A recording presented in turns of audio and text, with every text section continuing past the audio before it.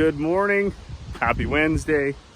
What are we doing on the farm today? Well, yesterday we ran to town, ran up about a $2,500 bill. Maybe I'll get into that towards the end of the evening, or the end of the video here, sorry. Getting parts for this cart, parts for the other cart, parts for the John Deere 4440 tractor, some stuff for the new house. It's windy, bear with me. But also picked up some rust checks. So this video brought to you by the good people at Rust Check. Why do we get 4 cans of this? Well, our 2320 air cart, it's about a 1998, and as you can see, very little rust. So on the corners is often where you get the rust developing, because you can't really get the fertilizer and stuff out of there unless you do a really good job. Also up underneath. So those spots aren't rust. That's leftover oil residue from when I rust checked it last year. And even parts like this. So this was what would happen if you that's from the fertilizer eating away at it. Might have to replace this next year, this piece. But all in all, pretty good shape. So why do we buy the rust check? Well, we buy the rust check for this purpose. We give her a coating, the whole thing, everything. Anywhere there's metal, and once we give it a coating, we take it down and stick it in the shed. Our other cart is like a lot of plastic on it, so it doesn't need a tremendous amount of rust check. That's why this year I just bought it in cans. In prior years, I actually bought it by a 4-liter pail, or basically the largest quantity I could buy, and I sprayed it on with a paint sprayer. Because this whole tank is metal, this whole 2320, and you need to, if you want it to last, you got to basically cover the whole entire thing in rust check. I am quite liberal with the rust check. Everything gets it. So, and it doesn't seem to do any damage to like stickers or paint or anything like that. So it all gets a good dousing. I noticed down in here, that's kind of the worst spot, and I'm assuming it's because it's hard to get at with everything.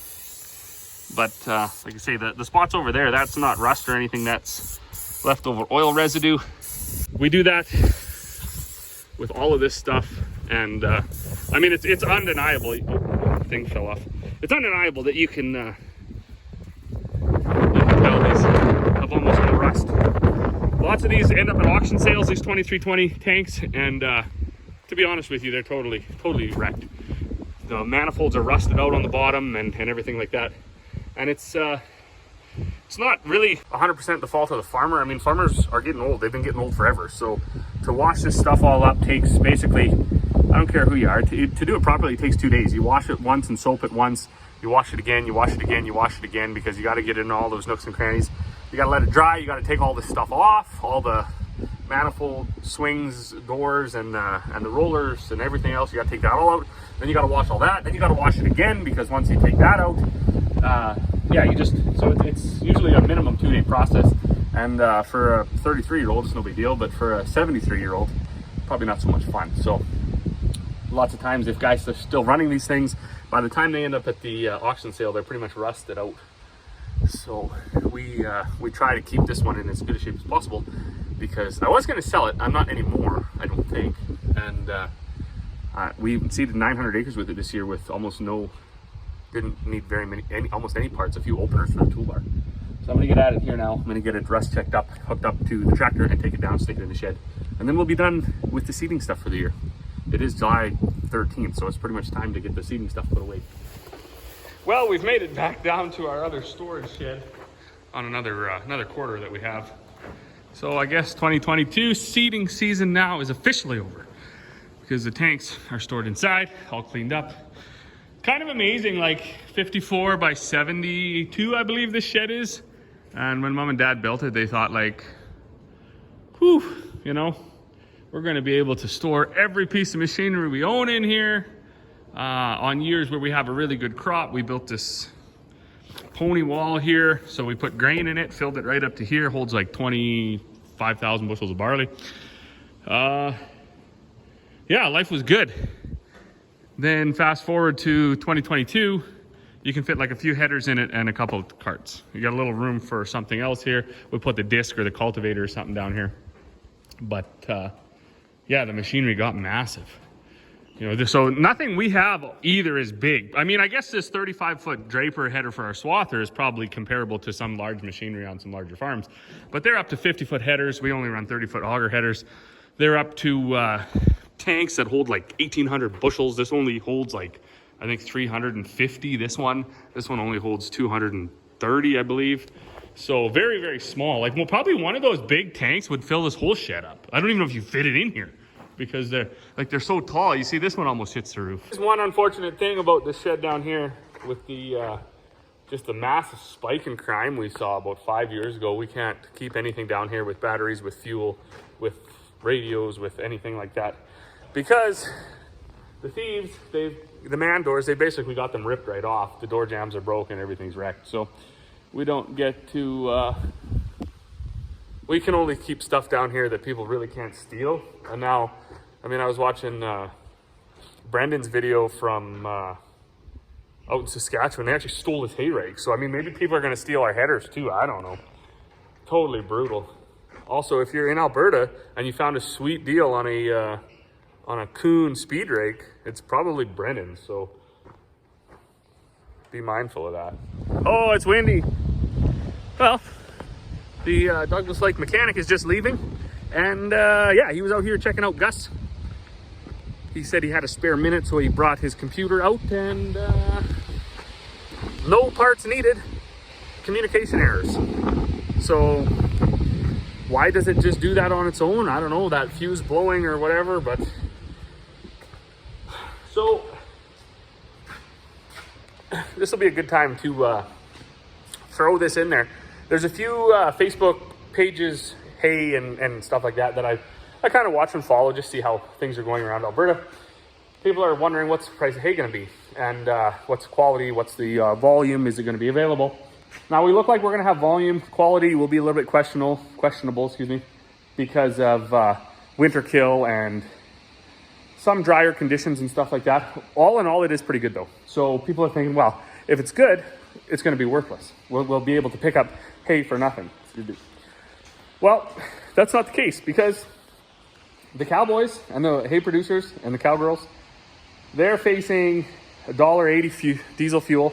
They're facing double and tripled fertilizer prices for when they fertilize their hayland.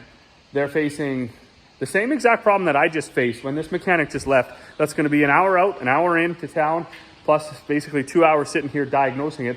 So I'll be looking at 4 hours, around 100, and I'm not sure what they charge. But I bet you this bill is $800 minimum. No new parts. No new parts.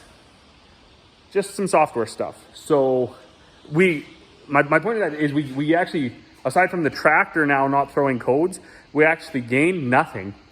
And the fact that that tractor failed sitting on the road, like shut off sitting there, just the batteries dying, boosting it, blew that little fuse somehow, and that's all that happened. So what's to say if those batteries go dead again and I go boost it, this exact same thing doesn't happen this fall when we go out to do tillage? It could be another $800 bill or more. But